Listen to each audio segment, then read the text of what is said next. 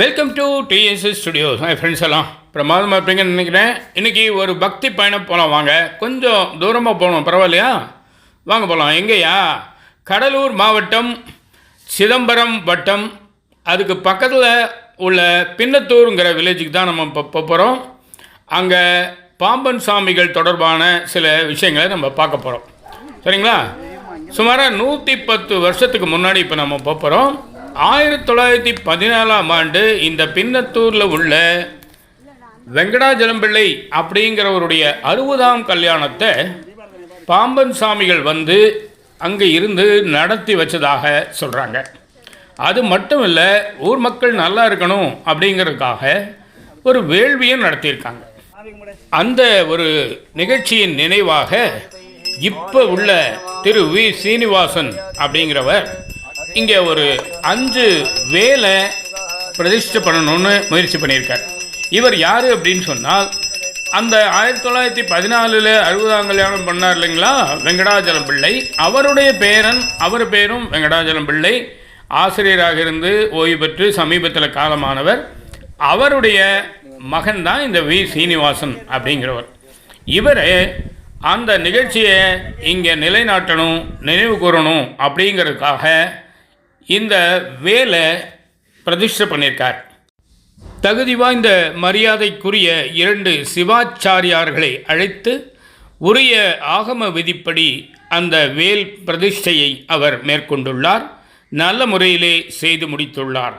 அது மட்டுமல்ல, இதற்காக ஊரில் பொதுமக்களிடம் எந்த ஒரு பணமும் வசூல் செய்யாமல் அவர்கள் குடும்பத்திற்கு உள்ளேயே அனைவரும் சேர்ந்து பணம் கொடுத்து இந்த விழாவை சிறப்பாக நடத்தி முடித்திருக்கிறார்கள். இது ஒரு கூடுதல் சிறப்பான விஷயமாகும். அது மட்டுமல்ல, அங்கு ஒரு அதிசயமும் சமீபத்தில் நடந்துள்ளது.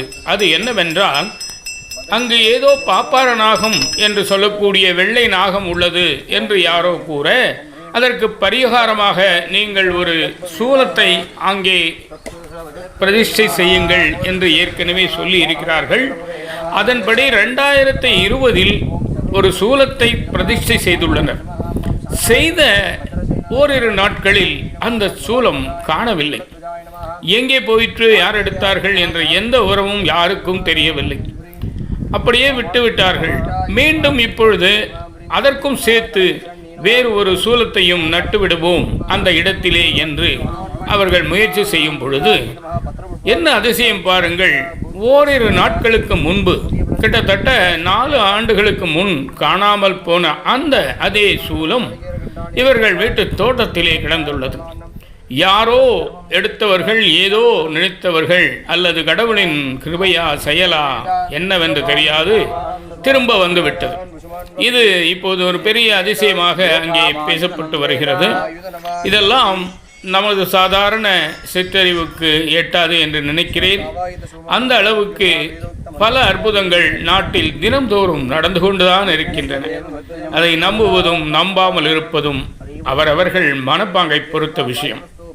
மேலும் இந்த முறை அந்த வேல்களுக்கும் சூலங்களுக்கும் பாதுகாப்பாக கம்பியிலேயே ஒரு கிரில் போன்று அமைத்து, கதவு பூட்டு சாவி என்று மேலேயும் மூடி நாம் பார்த்து திறந்து சென்றால்தான் உள்ளே செல்ல முடியும் என்பது போல ஒரு அமைப்பையும், அந்த சூலங்களுக்கு ஒரு சிறிய கட்டிடத்தையும் கட்டி அதற்கும் கதவு பூட்டு சாவி என்று வைத்துவிட்டார்கள்.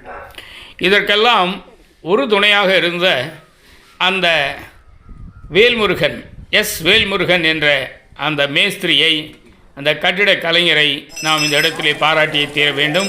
நன்றிங்க வேல்முருகன், மிகவும் நன்றி உங்களுடைய ஒத்துழைப்புக்கு. ஏனெனில் வி சீனிவாசன் அவர்கள் சென்னையில் பணிபுரிகிறார்கள்.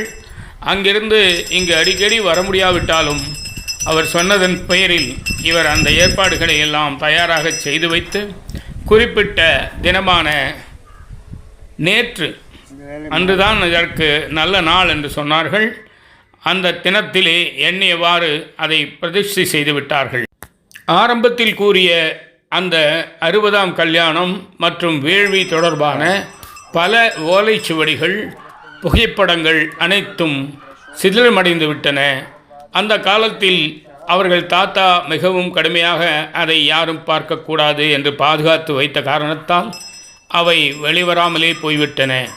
ஆகவே எந்தவிதமான ஆதாரமும் அதற்கு இல்லை என்றாலும் இதையெல்லாம் அவர்கள் தந்தையார் டைரி மூலமாகவும் சொல் வழக்கில் கேள்வி ஞானம் மூலமாகவும் கேட்ட இந்த பின்னத்தூர் வி சீனிவாசன் அவர்கள் இதற்கு ஒரு மரியாதை அளித்து இந்த அருமையான ஒரு வேல் மற்றும் சூலம் பிரதிஷ்டை செய்துள்ளார்கள்.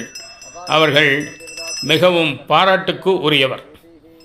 சிறப்பான முறையிலே சரியான ஆட்களை கொண்டு அருமையாக செய்துள்ளார்கள். இதை இந்த நிகழ்ச்சியை அழகாக படம் பிடித்து நமக்கு கொடுத்த நண்பர் வினோத் என்கிற தமிழரசன் அவர்களுக்கும் நன்றிங்க, வணக்கங்க. இப்பொழுது நாம் கிட்டத்தட்ட இந்த நிகழ்ச்சியின் நிறைவு பகுதிக்கு வந்துவிட்டோம்.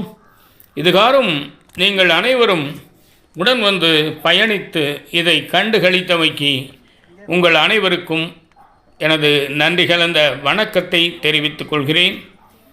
மேலும் இது போன்ற பல நிகழ்ச்சிகள் ஆங்காங்கே நடைபெறுவதால் தான் நாடு இந்த அளவில் ஏதோ ஒரு சுபிட்சத்தை நோக்கி சென்று கொண்டிருக்கிறது என்று நான் நினைக்கிறேன். நீங்கள் என்ன நினைக்கிறீர்கள்? உங்களது கருத்துக்களை தாராளமாக கமெண்ட் பாக்ஸில் போடுங்கள். அந்த அளவுக்கு இந்த நிகழ்ச்சி நிச்சயமாக உங்களை நிறைவடைய செய்திருக்கும் என்ற முழு மனதோடு நான் இந்த இடத்திலே இதை நிறைவு செய்கிறேன். இதுபோல பழைய காலத்தில் நடந்த நிகழ்ச்சிகளை மறக்காமல் இருப்பதும் அதற்கு ஒரு மரியாதை செய்வதும் அதை உணர்ந்து நாம் போற்றுவதும் நமது மூதாதையர்களை நாமே போற்றி வணங்குவது போல ஆகும். இதுபோல பல விஷயங்கள் நாட்டில் நடந்துதானே இருக்கிறது இல்லையா? இதற்கு பிறகுதான் அவர்கள் பாம்பன் சாமி அவர்கள் பல காரணங்களை முன்னிட்டு அப்படியே மெல்ல அங்கிருந்து சென்று சென்னை திருவான்மியூரில் சென்று அங்கேயே ஆசிரமம் அமைத்து அங்கேயே வாழ்ந்து அங்கேயே ஜீவ சமாதி ஆனார்கள் என்பது உங்கள் அனைவருக்கும் தெரியும் அல்லவா? இதுதான் இந்த பின்னத்தூரில் வேல் மற்றும் சூலம் பிரதிஷ்டை செய்த நிகழ்ச்சி. மீண்டும் சந்திப்போமா? அதுவரை உங்களிடம் விடைபெறுவது உங்கள் அன்பன் டி. சண்முக சுந்தரம், போத்தனூர், கோயம்புத்தூர்.